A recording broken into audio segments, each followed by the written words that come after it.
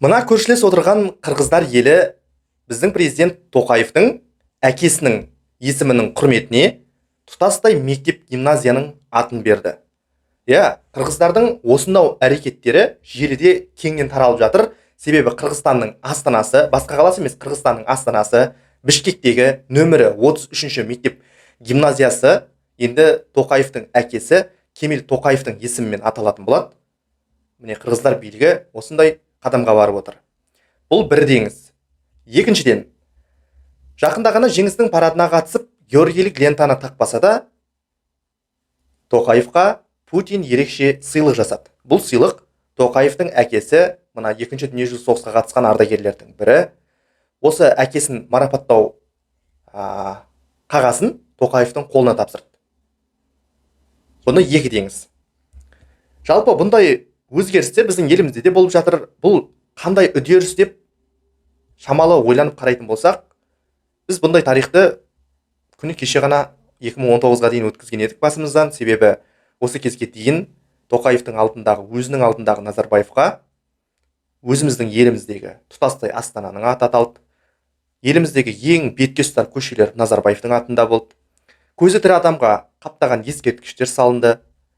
Кітаптар жазылды. Томдаған кітаптар, тіпті саны қанша екенін мен тарихшы болсам да айта алмас едім. Назарбаевтың атын туралы, Назарбаевтың еткен еңбегі туралы жазылған кітаптардың санынан шатасам, шынын айту керек. Және сіздер де біледі деп ойламаймын. Сонымен қатар, Назарбаевтың атына әуежайдың аты, неше түрлі еңбек еткен жерлеріне байланысты неше түрлі атаулар берілді.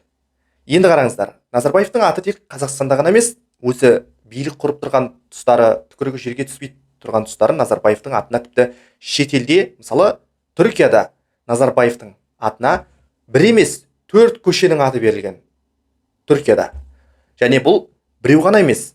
Сонымен қатар Назарбаевтың атына Иордания астанасы Амманда 2010 жыл салтанатты түрде Назарбаевтың аты жазылған көше пайда болған. Және Ресейдің Татарстан, Шешен, Ингушетия республикаларында да Назарбаевтың атындағы көшелер бар. Енді көріп отырған шығарсыздар, Тоқаевтың айналасындағы адамдардың енді өз елімізде жасап жатқан еңбегі былай тұрсын, енді шетел мемлекеттерде осындай үлкен құрмет көрсетіп, Тоқаевтың әкесінің атына осындай марапаттарды қарша боратуды бастады. Тоқаев бірнеше рет осы еліміздегі Назарбаевтың тұсында еті үйреніп кеткен, сондай атақ лауазым беруден жарысқа түсетін кейбір жағымпаз адамдарға бірнеше рет тойтарыс берген болатын. Және сұхбатынан қараған кезде мен үнемі айтам, менің бойымда дейді Тоқаев, ондай жағымпаздарға қарсы тұратын иммунитет бар деп сұхбат берген болады. Сол сұхбат менің есімде, әлі күнге дейін есімде. Бірақ соған қарамастан Тоқаевтың атына берілетін осынау атаулар енді жанама түрде оның әкесіне беріле бастады. Бұл әрине қауіпті үдеріс деп айтар едім. Себебі қызғанатын ештеңе жоқ, атақта, лауазымда беріледі. Ол мемлекет басқарып тұрған тұстар, ал ол биліктен кеткеннен кейін қандай болады? Мысалы, Назарбаев өзінің алдындағы кеңес басшыларынан сабақ алмады деп айтуымызға болады. Мен бұл туралы сонау осыдан неше 5-6 жыл бұрын мақала ретінде де жазып айтқан болатынмын. Себебі Назарбаев мына кеңестер одағының қалай күл талқан шыққанын өз көзімен көрді және соның айналасында жүрген адам, билік иелерімен араласқан адам. Және ол Каганович, Маленковтардың, Сусловтардың басына не өткізгенін, өмірінің соңғы жылдарын немен аяқтағанын жақсы білетін адам. Өйткені кеңестік номенклатура төңірегінде өсіп жетілген адам Назарбаев шындап келгенде. Және тәуелсіздік алам дегенге дейін кеңестер одағында лауазымды қызмет атқарған адам.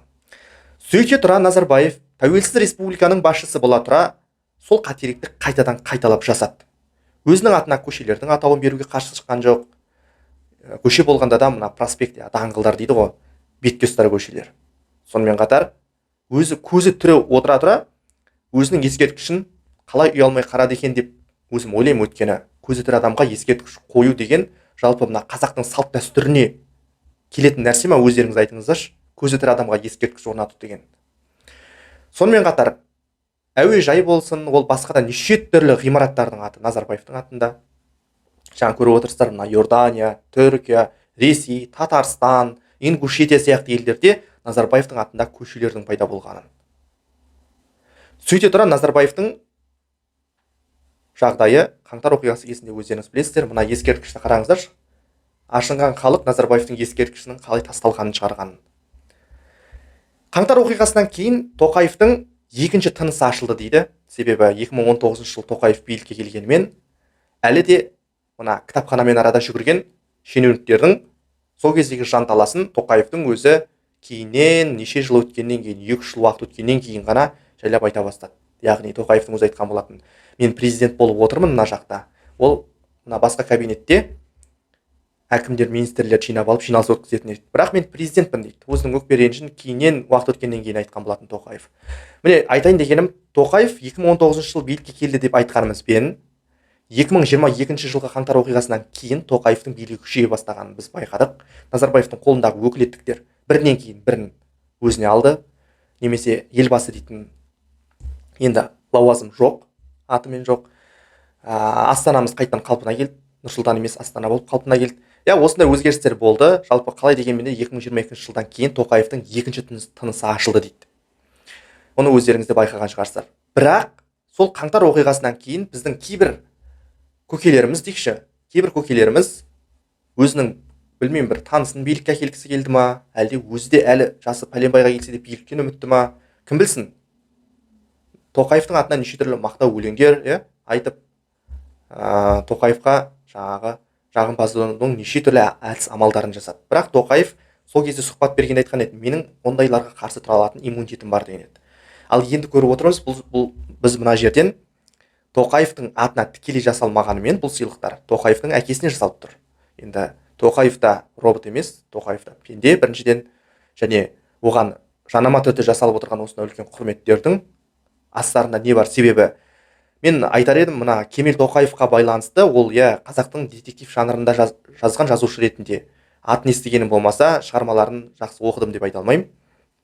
Бірақ біздің қазақтың тіпті арғы кезеңдегі тарихтарын айтпағаның өзіне, күні кешегі Совет одағының кезіндегі еленбей қалған ақын жазушылар жеткілікті, Кемел Тоқаевтан да басқа.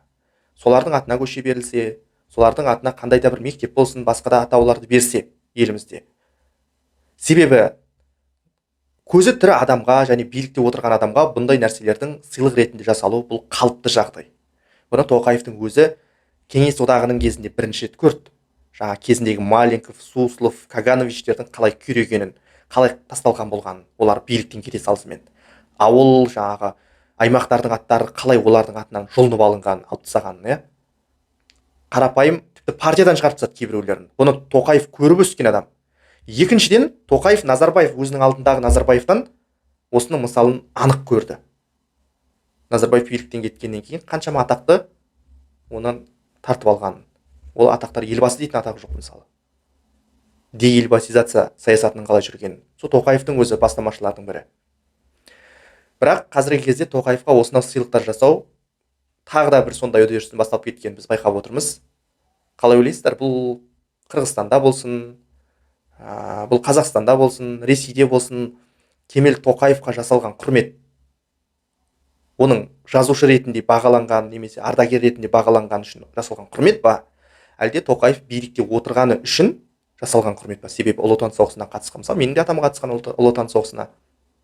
Егер Ұлы Отан соғысына қатысқан адамдарды марапаттау қағазын тапсыратын болса, немесе Кемел Тоқаевтан да басқа толып жатқан жазушылар бар, елге еленбей жүрген, егер мектептің атын беретін болса, бұның астында қандай да бір саяси астар жоқ па? Әлде бұл да сол бұрынғының жасап отқан әрекеті ма?